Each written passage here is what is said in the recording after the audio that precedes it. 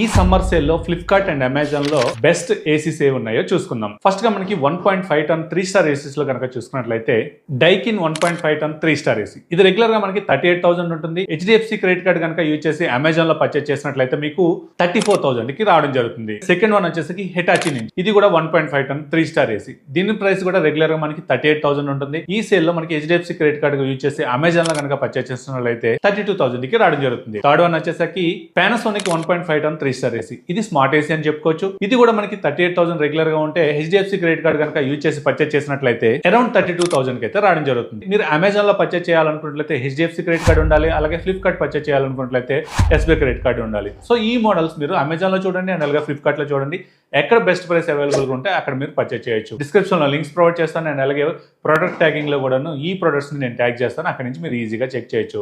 and అలాగే 1.5 టన్ 5 star ఏసీలో కనుక చూసుకున్నట్లయితే ఎల్జీ 1.5 టన్ 5 స్టార్